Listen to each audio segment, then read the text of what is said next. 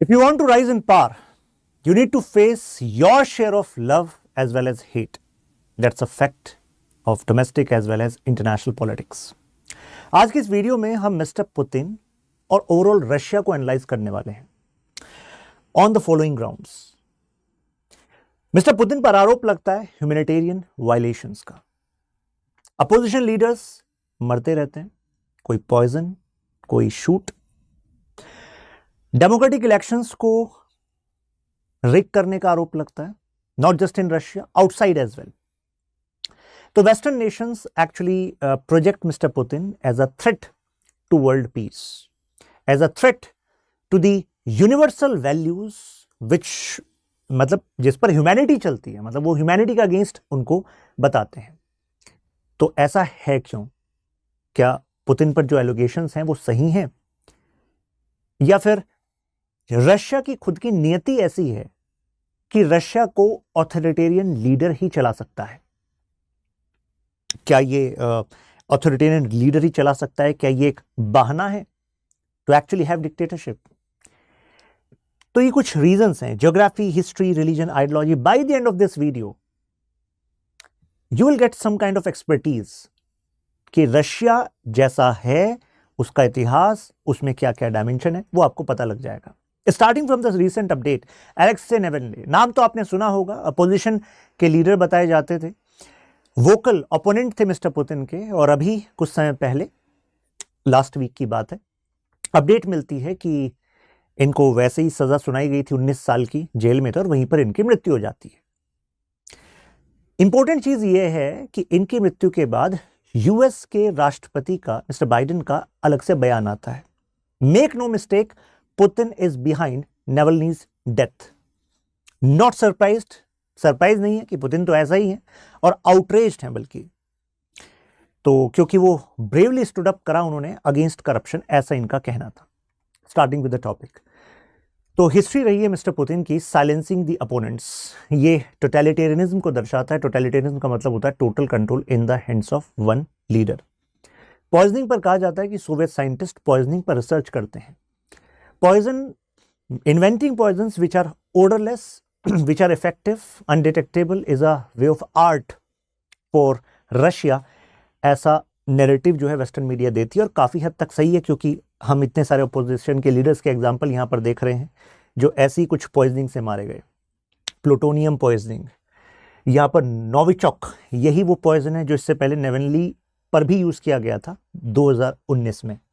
Sergei Skripal जो double agent थे UK के साथ, उन पर भी इसका इस्तेमाल किया गया।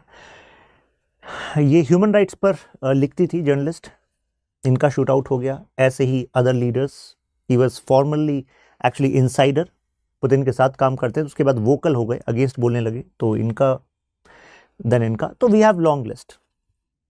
Now the point is why Putin act in this manner and how Putin actually rose to the power. चलिए अब कहानी से शुरू करते हैं, पहले पुतिन की। पुतिन ने 16 साल यूएसएसआर के दौरान, जब यूएसएसआर होता था, सोवियत संघ होता था, यानी कि मैं 1991 से पहले की बात कर रहा हूं, तो he was part of KGB, जो इंटेलिजेंस यूनिट थी रशिया की। केजीबी केवल इंटेलिजेंस यूनिट नहीं थी, इससे बहुत ज्यादा थी। कहा जाता है कि वो पॉलिटिकल जो डिसीजंस है उसको भी इन्फ्लुएंस करती थी।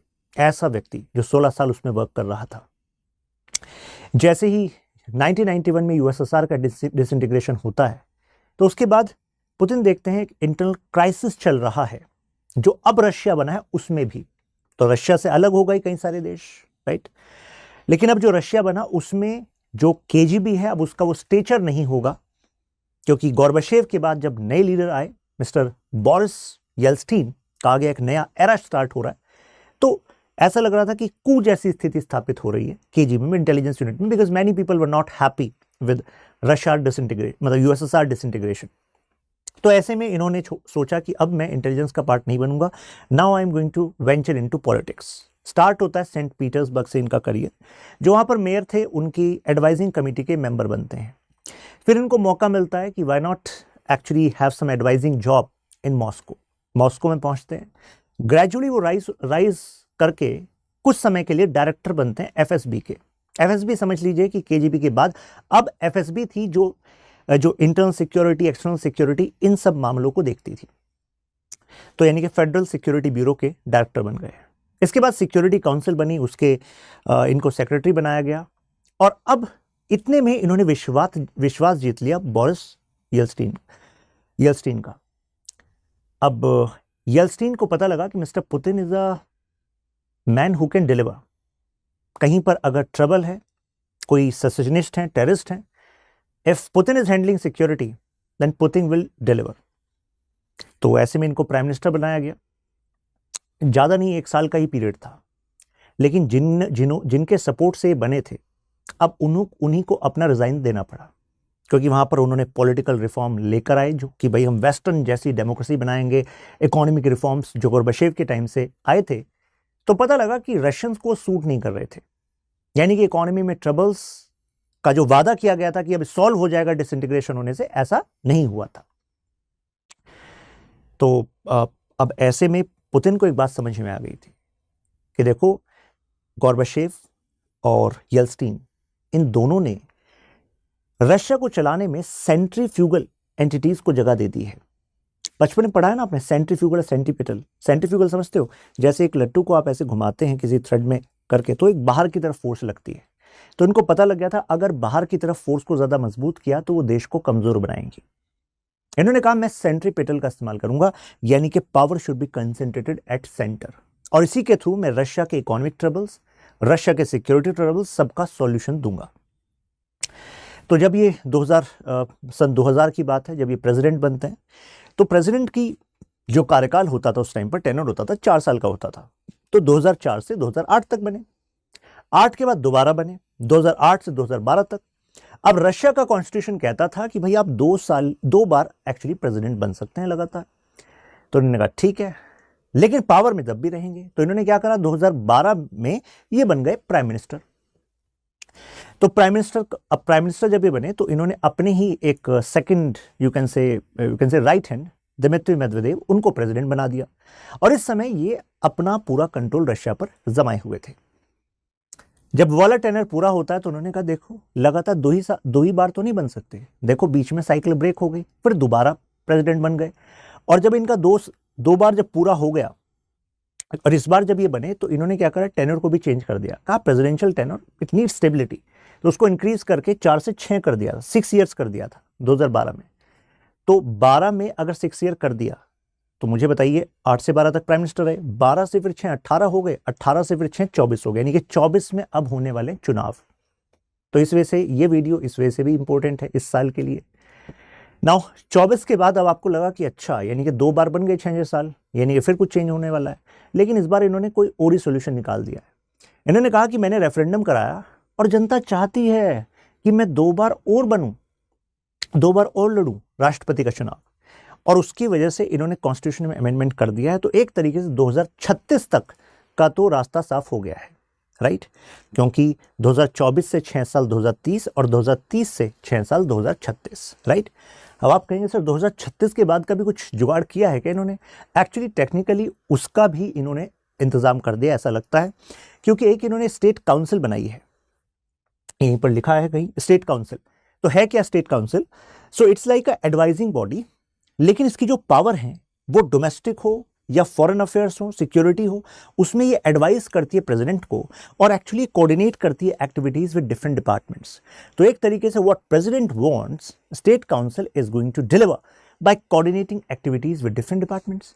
तो कुछ एक्सपर्ट्स का तो कहना है कि 2036 के बाद भी मिस्टर पुतिन ने अपना इंतजाम यहां पर कर लिया है कि स्टेट काउंसिल पर कंट्रोल रखेंगे। अगर प्रेसिडेंट भी अगर तब तक रहे, आप कहोगे सर थोड़ा एज का भी तो ख्याल कर लीजिए, अभी 71 ईयर्स के हैं, तो 2036 के बाद भी अगर से रखना चाहते हैं तो he will be part of security जो स्टेट काउंसिल है, और स्टेट काउंसिल के थ्रू ये किसी को बैठाएंगे जो एनर्जेटिक होगा और जो इनके हिसाब से काम कर सकेगा। मैं पॉलिटिकल एक्यूमेनी ये देखेंगे, क्योंकि ये वेग है और ब्रॉड है, तो ऐसे में हो सकता है इट बिकम्स अ टूल।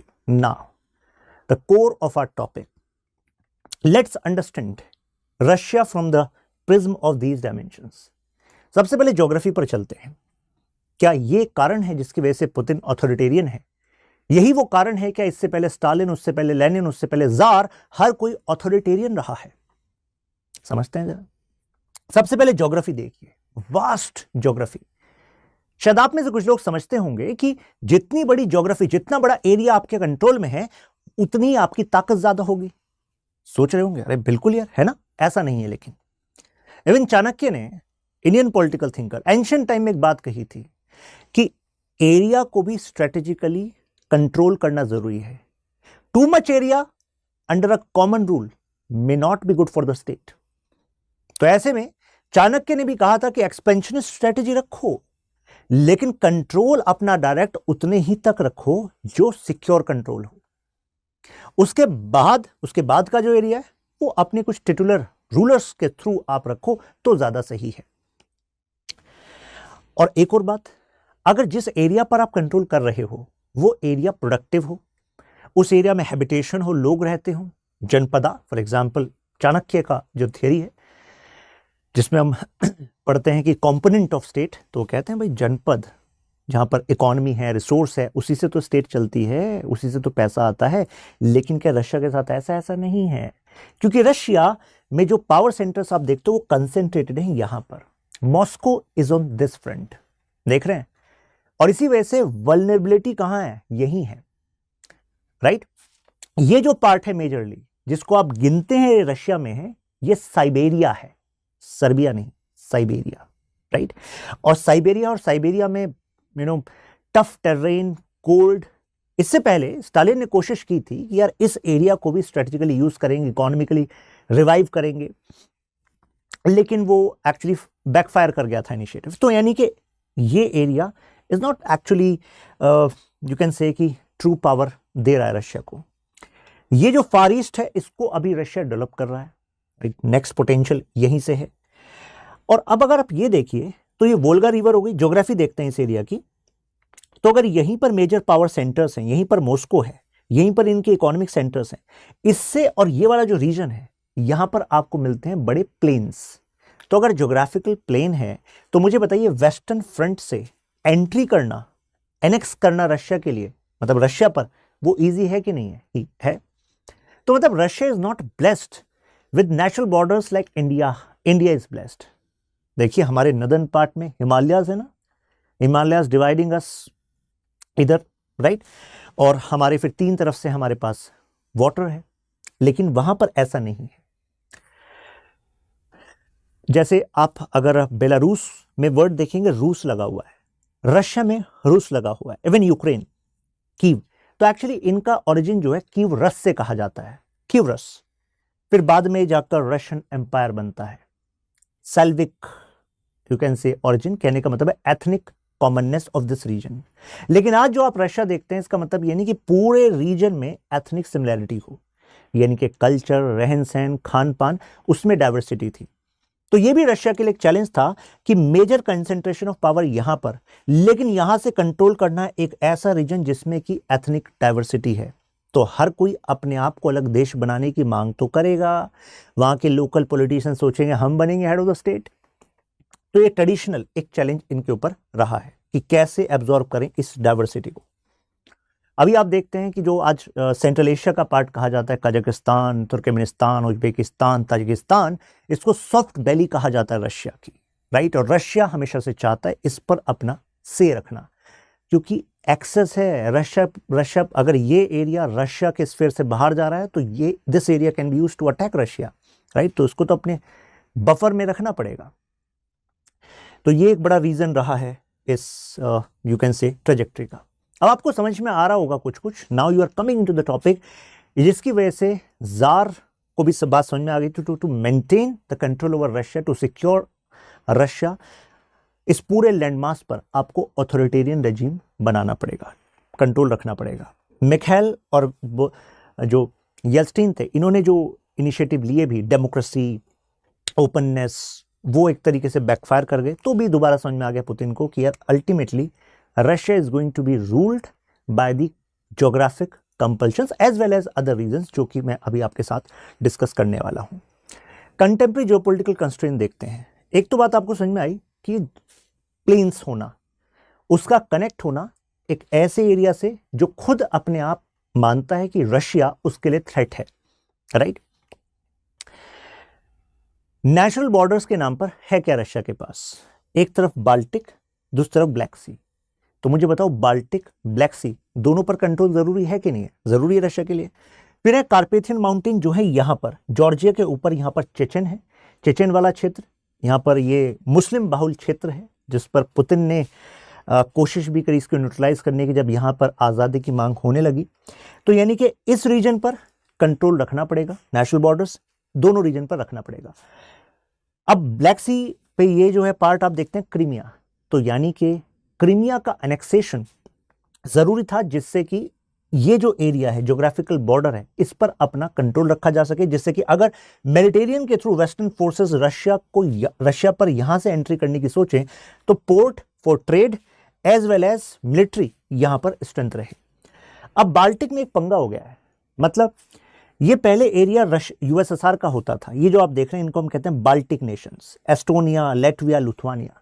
लेकिन आज ये रशिया का पार्ट नहीं। आप कहेंगे फिर भी को क्या दिक्कत है? दिक्कत ये है they became part of NATO which consider Russia as enemy. तो ऐसे में इस वाले फ्रंटियर पर, इस नेचुरल फ्रंटियर पर कैसे मजबूत हो रशिया? क्योंकि देखो यहां पर बेलारूस है, बेलारूस के साथ रशिया के रिलेशंस अच्छे हैं। उसका एक रीजन भी है, एक तो वो एथनिक कनेक्शन है ही, और बेलारूस के लीडर भी डिक्टेटोरियल है। तो रशिया कहता है हम समझते हैं तुम्हें, हमारी जरूरत है भाई, हमारा कल्चर, हमारी सोसाइटी वो डेमोक्रेसी में नहीं चल सकती। तो बेलारूस है। लेकिन ये वाला जो रीजन आप देख रहे हैं ये वेस्टर्न पास के साथ है under the leadership of USA. यहां पर एक छोटा सा एरिया पड़ता है ये वाला कैलिनिंग्राड, जो कि एक रशिया का एनक्लेव है। तो यानी कि बाल्टिक को नेशनल बॉर्डर की तरह यूज कर पाना वो हो नहीं पा रहा है, राइट। ये है वो बाल्टिक वाला एरिया, ये है कैलिनिंग्राड जो आपको दिखाया। अब इसके बाद एक रीजन है आपके पोर्ट्स का। भाई कोई भी इकोनॉमी को चलाना है तो आपको इंपोर्ट एक्सपोर्ट करना पड़ेगा, राइट।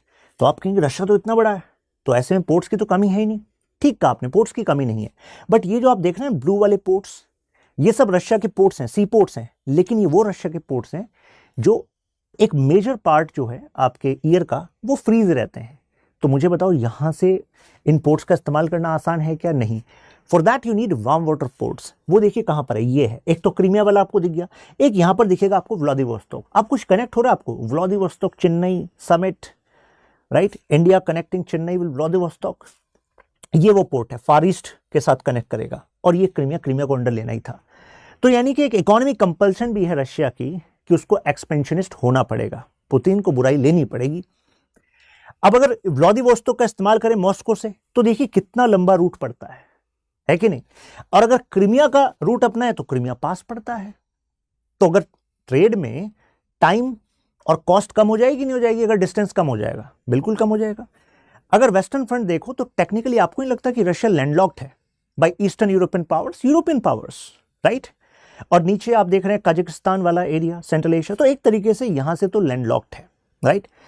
और उस तरफ जो ये ब्लैक सी है, बाल्टिक है, इस तरफ आप देख रहे हैं वो नेटो के मेंबर बने बैठे हैं, Turkey, Denmark, both NATO members. तो ज्योग्राफी ने अपने आप रशिया को डिसएडवांटेजेस पोजीशन में रखा हुआ है। तो इस डिसएडवांटेजेस पोजीशन में अगर रशिया है तो इंटरनेशनल पॉलिटिक्स का रूल कहता है कि while deciding your security policy you have to consider your security matrix, कि तुम्हें कहां कहां से इनसिक्योरिटी है। जहां से तुम्हें इनसिक्योरिटी है दूसरा उसका फायदा उठाएगा, तो आपके पास काउंटर स्ट्रेटेजी होनी चाहिए, एक्शंस होने चाहिए। That is what they do. अब जरा हिस्ट्री जानते हैं। हिस्ट्री में दोनों तरह की फोर्सेस हैं, सेंट्रीफ्यूगल जो शो करती हैं डिसइंटीग्रेटिंग रशिया, सेंट्रिपिटल जो शो करती है ऑथोरिटेरियन रशिया, राइट। दोनों तरह की फोर्सेस हैं।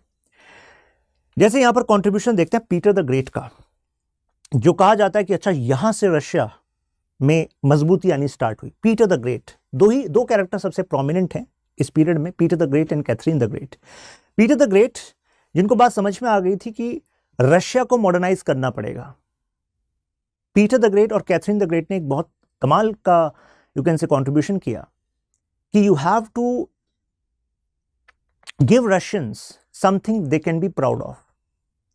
अगर देश के लोग बाहर देख रहे हैं इंस्पिरेशन के लिए तो दूसरा आपके देश के लोगों को इन्फ्लुएंस कर सकता है, आपकी इकोनॉमी पॉलिटिक्स को इन्फ्लुएंस कर सकता है।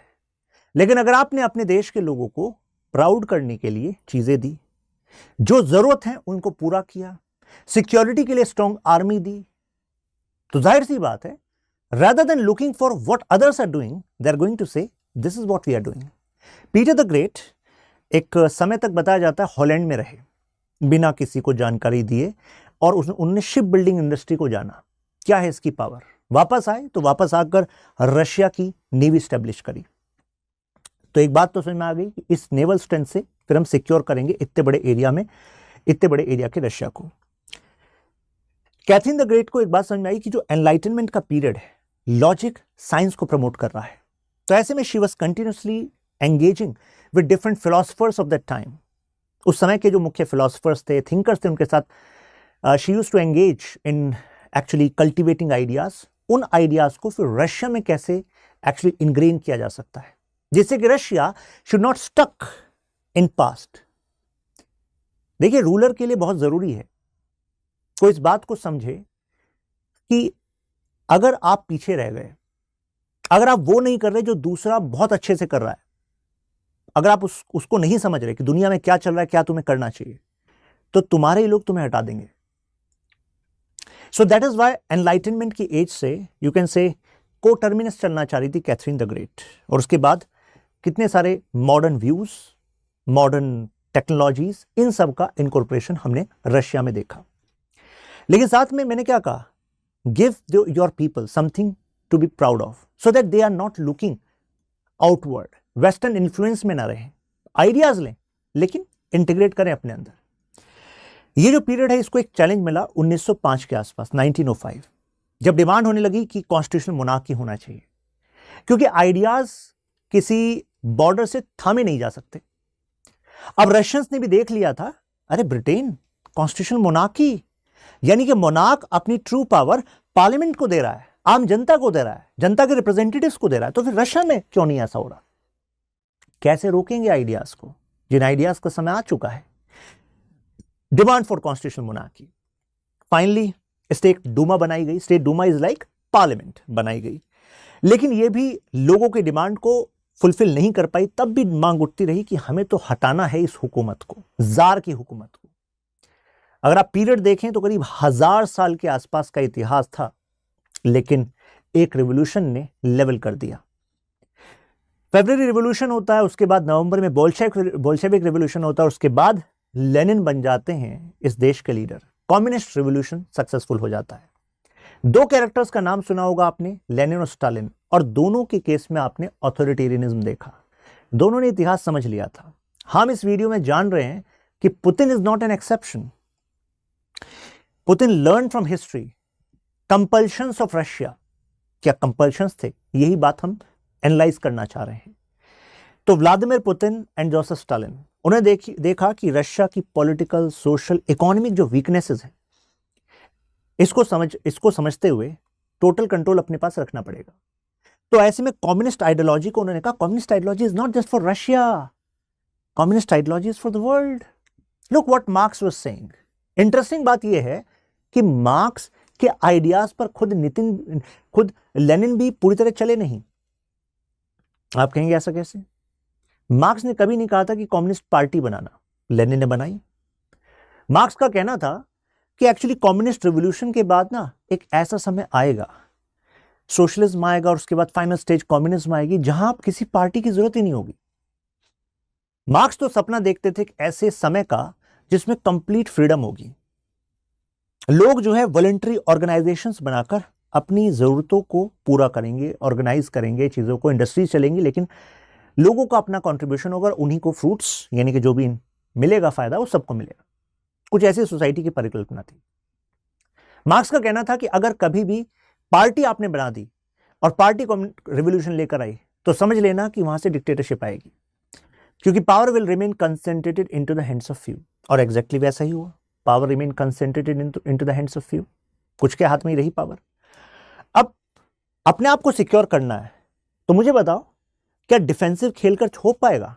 नहीं, आपको बताना होगा जो आपके पास है ना, वो दुनिया के लिए है, एक्सपेंड। तो इसी वजह से आइडियोलॉजी के नाम पर यहां पर फंडिंग, हथियार, पॉलिटिकल सपोर्ट दिया जाने लगा for the expansion of communist ideology. यही एक बड़ा थ्रेट का कारण बन गया यूएसए के लिए। यूएसए आज तक मानता है कि भाई उसी समय से वो कहते हैं कि जो कम्युनिस्ट हैं वो मानते हैं जो कैपिटलिस्ट है ना, सारी समस्या की जड़ यही है। और कैपिटलिज्म वो है जिसके बेसिस पे यूएस से खड़ा है। तो यूएस तो मानता है यार ये तो हमारे लिए एग्जिस्टेंशियल थ्रेट है। और इंटरेस्टिंग चीज आप कनेक्ट कीजिए कि वर्ल्ड वॉर 2 में USA USSR were actually partners, दोनों साथ साथ लड़ रहे थे against Japan, against Germany, against Italy. लेकिन वर्ल्ड वॉर 2 एंड हुआ, उसके बाद दोनों दुश्मन।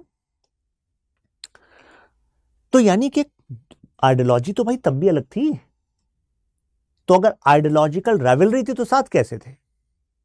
वो थे कुछ खुद के जियोपॉलिटिकल कंपल्शंस, क्योंकि Hitler was enemy not just for USA और western bloc, was enemy for Russia as well, USSR, right?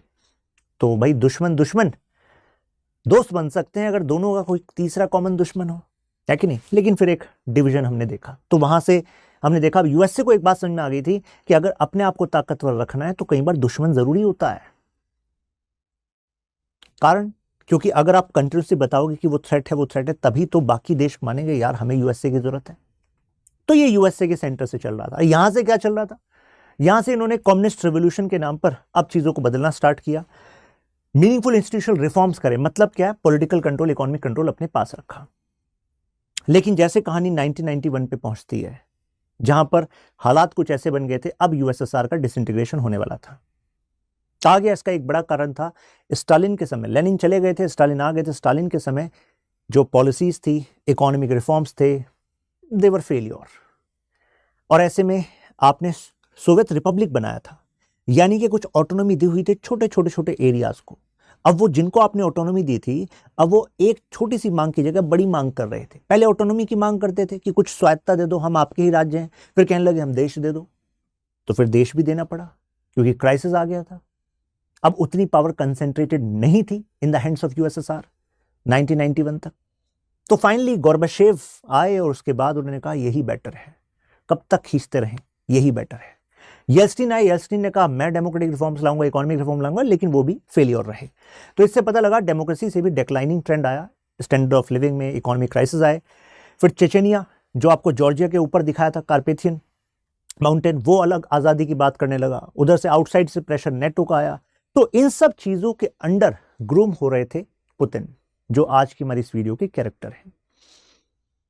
Religion पर जाते हैं। ज्योग्राफी एज ए टूल आपको पता लगा, हिस्ट्री का कनेक्शन पता लगा, रिलीजन जानते हैं। तो आप कहेंगे सर कम्युनिस्ट रेजिम में रिलीजन कहां? रिलीजन का रिश्ता रशिया से उससे भी पुराना है, राइट? रशिया में ऑर्थोडॉक्स जो फेथ है क्रिश्चियनिटी का, वो पॉपुलर है। आप कहेंगे मतलब? देखिए, अगर मल्टी एथनिक सोसाइटी हो, मल्टी एथनिक, अलग अलग विश्वास हैं, अलग अलग खान पान रहन सहन है, मल्टी रिलीजियस हो, तो ऐसे में अगर एक धर्म सबसे ज्यादा प्रमोट हो जाए तो मुझे बताइए वो बाइंडिंग फोर्स हो सकता है कि नहीं हो सकता है? बाइंडिंग फोर्स हो सकता है, राइट? तो इसी का इस्तेमाल गवर्नमेंट ने इस प्रैक्टिकलिटी से किया। जैसे कि ग्रेट रोमन एम्पायर का एग्जांपल लेते हैं। Great Roman empire which was actually representing the might of Christianity at one point, जब इसका डिसइंटीग्रेशन हुआ, दो पार्ट बन गए। एक तो रोम इन वेस्ट बन गया, दूसरा बाइजेंटीन बन गया। बाइजेंटीन कॉन्स्टेंटिनोपल, जहां पर आज इस्तांबुल है। तो एक्चुअली जब डिसइंटीग्रेशन हो गया इस ग्रेट रोमन एम्पायर का, तो रोम पर एक तो पोप और दूसरा यहां पर कॉन्स्टेंटिनोपल।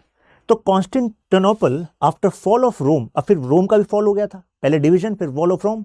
तो उसके बाद ये समझ लीजिए कि जो सेकंड यू कैन से रोम था वो कॉन्स्टेंटिनोपल था, यानी कि जहां पर आज आप इस्तांबुल देखते हैं, that became centre of Christianity. अब सोचो कहां है, राइट? जहां पर आज टर्की है, बट सेंटर ऑफ क्रिश्चियनिटी एक समय ऐसा आ गया था। लेकिन फिर इसको भी यहां से हारना पड़ा, कारण ऑटोमन्स ने अटैक किया और फॉल ऑफ कॉन्स्टेंटिनोपल हुआ। उसके बाद आप जानते हैं इस्तांबुल बना। तो वेस्टर्न कैथोलिक चर्च वो अंडर रोम, और सेकंड क्या हो गया, ये बन गया, राइट? ऑर्थोडॉक्स। लेकिन फिर जैसे ये इमेज शो करती है, देखिए जो आप फ्लैग देख रहे हैं ना, ये ओटोमन का फ्लैग है। देन दिस वॉल खत्म हो गई और उसके बाद कॉन्स्टेंटिनोपल का भी फॉल हो गया। अब रशिया को इसमें एक अपॉर्चुनिटी दिखी, किया ठीक है यार, पोप रोम सेकंड था, ये फॉल हो गया। तो ऐसे में अगर ओटोमन एम्पायर को समझो, तो इस टाइम तक ओटोमन एम्पायर, जहां पर आज स्पेन देखते हैं ना आप, नॉर्दर्न अफ्रीका में स्टेट ऑफ गिब्राल्टार के ऊपर रोम, स्पेन, तो एक्चुअली पूरा नॉर्दर्न अफ्रीका और आपका ये स्पेन, यहां तक पूरा ओटोमन एम्पायर का राज हो गया था, मुस्लिम राज हो गया था, इस्लामिक एम्पायर बन गया था। और इधर टर्की साइड भी बन गया था, राइट, ओटोमन्स का अंडर आ गया था। तो ऐसे में अब कौन सी एक जगह थी जो इनकी रीच से दूर थी? तो रशिया को लगा यार ड्यूशी ऑफ मॉस्को, एक प्रिंसिपैलिटी थी मॉस्को, वहां पर क्यों ना बनाया जा सके। मतलब कि जो चर्च का सेंटर है इस कॉन्स्टेंटिनोपल की जगह अब वो हो जाए। तो यानी कि अब चर्च दो पार्ट में डिवाइडेड था, एक रोम जो पोप है वहां पर, दूसरा कॉन्स्टेंटिनोपल था। अब कॉन्स्टेंटिनोपल अगर गिर गया है तो उसकी जगह अब किसने ले ली? मॉस्को ने ले ली। तो Moscow became the third and last Rome, ये थर्ड एंड लास्ट रोम बन गया। इसका बहुत बड़ा पॉलिटिकल सिग्निफिकेंस है, इसको केवल धर्म के नजरिए से मत देखिएगा। रशियन ऑर्थोडॉक्स चर्च यहां पर बनता है और वो कहता है कि हम ऑर्थोडॉक्स चर्च को रिप्रेजेंट करते हैं, right, for the world, right. Russian jar ने इसी तरीके से स्टैब्लिश किया कि एक्चुअली जो रशियन एम्पायर है ना वो होली एम्पायर है, ये होली रशिया है। तो मुझे बताइए लोगों के ज्यादा करीब क्या है, धर्म या फिर कानून? धर्म, क्योंकि लोग, अगर कोई बच्चा बॉर्न हो रहा है तो वहां पर कुछ धार्मिक चल रहा है, कुछ ना कुछ रिचुअल है, शादी हो रही है धार्मिक रिचुअल चल रहा है, कोई एक्सपायर हो रहा है धार्मिक रिचुअल चल रहा है। तो डेली लाइफ में people are connected to religion because religion is giving them this idea कि अच्छा मैं जी क्यों रहा हूं, मुझे आगे क्या करना है। हर एक के अंदर एक सवाल का जवाब चाहिए, वो जवाब धर्म देता है। तो एक तरीके से अब उन्होंने इसका इस्तेमाल किया। ये एग्जाम्पल देखिए, ये आपको जार दिख रहे होंगे यहाँ पर।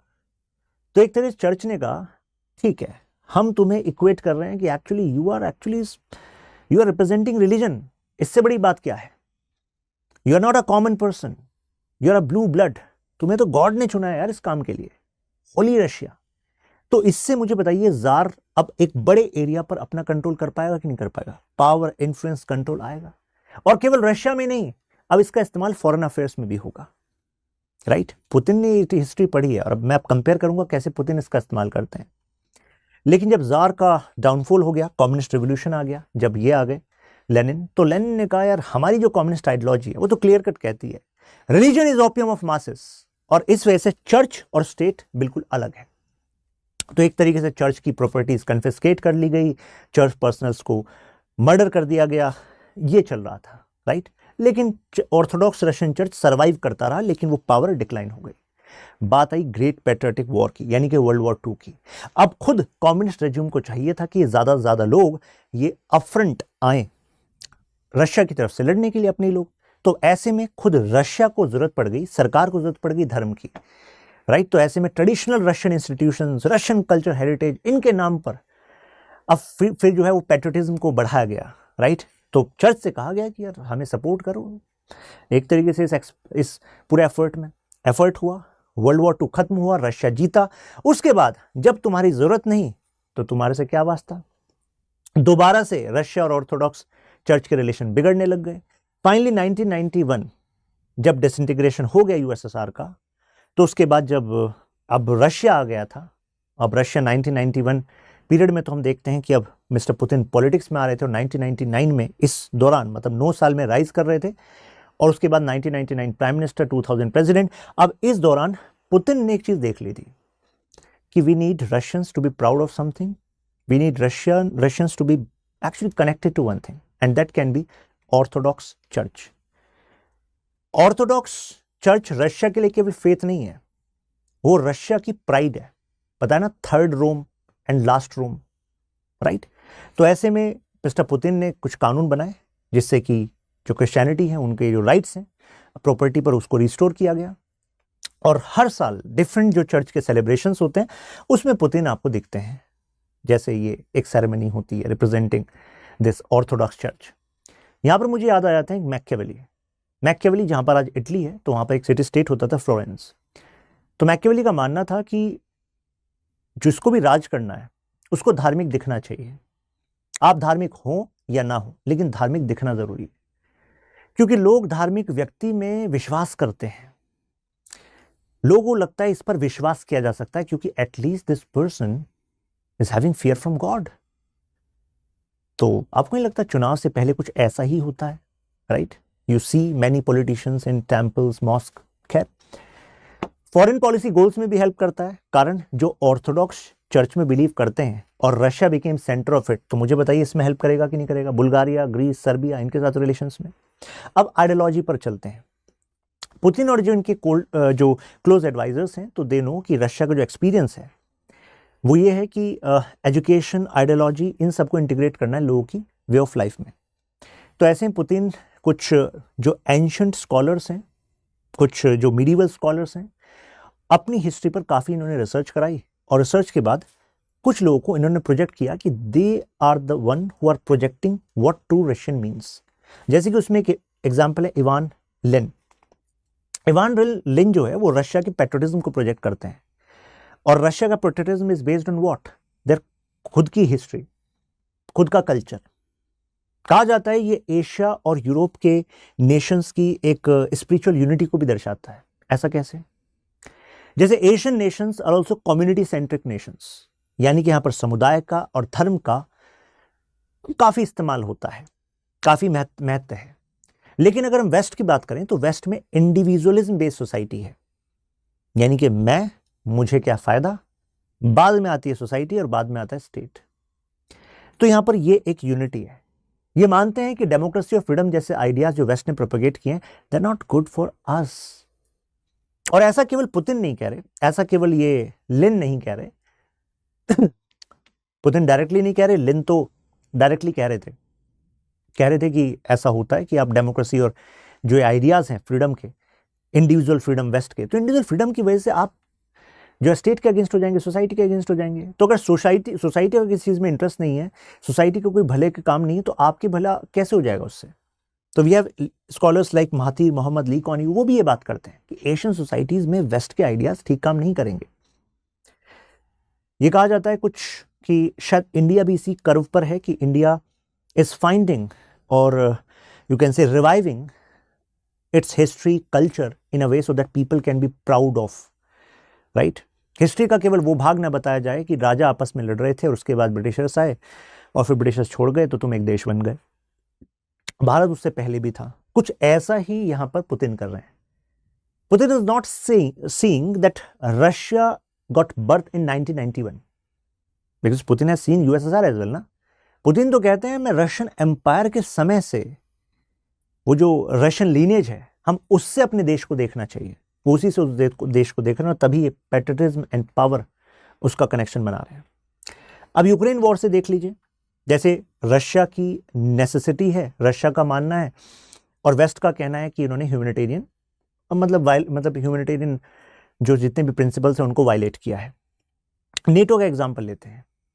नो, मिस्टर पुतिन का कहना है कि अगर नेटो की बात करें, जो पोस्ट वर्ल्ड वॉर 2 यानी कि 1945 ऑनवर्ड्स हमने देखी, तो उसका पर्पस क्या था? यूएसएसआर से खतरा था, इस वजह से आपने कहा कलेक्टिव डिफेंस बनाओगे। कलेक्टिव डिफेंस का मतलब होता है, देखिए ध्यान रखिए, कलेक्टिव डिफेंस इसका मतलब होता है कि कुछ देश साथ आएंगे, अपने रिसोर्स को पूल करेंगे और कहेंगे कि देखो अगर किसी मतलब रशिया ने एक भी देश पर अटैक कर दिया तो बाकी सारे देश के जो रिसोर्सेज हैं वो रशिया के अगेंस्ट यूज किए जाएंगे। This is the idea of collective defence, right?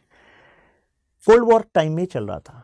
इसके अपोजिट उस टाइम पर यूएसआर ने बनाया वर्सा पैक्ट, लेकिन जैसे ही 1991 में डिसइंटीग्रेट हो गया रशिया, मतलब यूएसआर, तो रशिया बन गया। तो उसके बाद ये माना गया कि यार अब नेटो आप बंद कर दो। खुद ये वर्सा भी फेल हो गया, वर्सा भी बंद हो गया। तो एक एश्योरिटी मिली थी रशिया को कि ठीक है, NATO is not going to actually move a further inch towards Russia. लेकिन ये मैप देखिए आपको कुछ और दिखाता है। 1949 में जो आप ब्लैक एरिया देख रहे हैं, केवल यही पार्ट्स थे जो कि नेटो का पार्ट थे। फिर आप डार्क ब्लू पार्ट देखो, फिर ये भी नेटो का पार्ट बन गया। तो यानी कि आप मूव कर रहे हो कि नेटो को रशिया की तरफ या नहीं मूव कर रहे हो। फिर आप ये देखिए, ये वाला पार्ट भी बन गया, फिर ग्रीन वाला पार्ट देखिए, फिर ये वाला पार्ट देखिए। तो आप देख रहे हैं gradually actually NATO is moving towards Russia. और रशिया का सब कुछ कहां पर है, मतलब major power centres, capital, economic power, वो सब कहां है? यहां ईस्टर्न फ्रंट पर। तो अगर नेटो का पार्ट बन रहे हैं तो बीइंग अ नेटो मेंबर आपकी नेटो की फोर्सेस मोबिलाइज की जा सकती हैं। तो आपको ये लगता है कि kind of security dilemma Russia के लिए क्रिएट हो रहा है। पोलैंड, हंगरी, चेक रिपब्लिक 1999 में 7 अदर्स फिर जुड़ गए, फिर 30 कंट्री। तो कहने का मतलब है ये यूक्रेन जॉर्जिया, बोस्निया हर्जगोविना, ये भी एस्पायरिंग मेंबर्स हैं। तो Ukraine being aspiring member of NATO and Ukraine का बॉर्डर कनेक्टेड है रशिया से, that was point of contention. तो mister Putin was giving this indication that you should not become member of NATO. तो ऐसा मतलब जो रशियन नैरेटिव वो ये कहता है कि अभी यूक्रेन के जो हालात हैं उसका कारण वेस्ट है। वेस्ट क्यों चाह रहा था उसको नेटो का मेंबर बनाना? रशिया को पहले उन्होंने वादा किया था, then they step back and वो आगे बढ़ने लग गए। नेटो ने ऐसा क्यों करा? नेटो का मानना है कि उन्हें रशिया से इनसिक्योरिटी, इस वजह से वो अपने आप को एक्सटेंड कर रहे हैं, राइट। तो अब कंक्लूजन के तौर पर हम क्या कह सकते हैं? सो वी कैन से कि किसी भी देश के लीडरशिप में डिक्टेटरशिप है कि नहीं, तो उसमें पर्सनालिटी फैक्टर कुछ तो वर्क करता है। कुछ तो वर्क इन द सेंस कि वो वर्क करता है। सेम सिस्टम में अगर दो पॉलिटिकल लीडर होंगे, जरूरी नहीं है कि दोनों की फॉरेन पॉलिसी, दोनों की डिफेंस पॉलिसी सेम हो, like in case of India as well. But when it comes to broader regions, geography, history, ideology, religion etcetera, तो पता लगता है कि कहीं ऐसे भी कारण हो सकते हैं किसी देश के साथ जिसकी वजह से उस देश की सिक्योरिटी, उस देश की इंटीग्रिटी के लिए जरूरी हो कि वहां पर एक ऑथोरिटेरियन रेजिम रहे। तो जैसे रशियन एक्सपर्ट्स कहते हैं कि आप रशिया में प्रेसिडेंट के पास टू मच पावर है, तो आप इसको नेगेटिव ही देखते हैं क्योंकि आपको लगता है कि आपका वेस्टर्न लिबरल मॉडल ही बेस्ट है। इनका कहना है लेकिन अगर रशियंस के लिए इनका मॉडल वर्क करता है जिसमें Russia under the mister Putin's leadership 7% average economic growth rate से बढ़ा है, जहां पर एजुकेशन, हेल्थ केयर जिम्मेदारी है स्टेट की, जहां पर जो उन्हें इंटरनल क्राइसिस झेलने पड़े चेचनिया में, जॉर्जिया की तरफ से, तो वो उन्होंने सेटल किए हैं। अब जो इनसिक्योरिटी वेस्ट क्रिएट करता है, तो उसका जवाब देने के लिए रशिया ने क्रीमिया को भी अपने अंडर लिया। तो what they are saying that whatever we are doing is from security matrix which is being created out of the actions of West as well. So millions of Russians are in support of Putin. There are some Russians who are against Putin. That is what politics is all about. You will have people who love you, you will have people who hate you. And आपका success इस बात पर depend करेगा कि ratio कैसे चलता है। Examine the geostrategic levers which shape Russia's relations with India. This can be a question. Now, ये PDF आपको यहाँ पर मिल जाएगी, शशांक त्यागी for you. और आपके क्या ओपिनियन है आप शेयर कर सकते हैं कमेंट्स में। मिलते हैं नेक्स्ट क्लास में। आप इस वीडियो को शेयर कर सकते हैं, अपने ओपिनियन को दे सकते हैं। जय हिंद।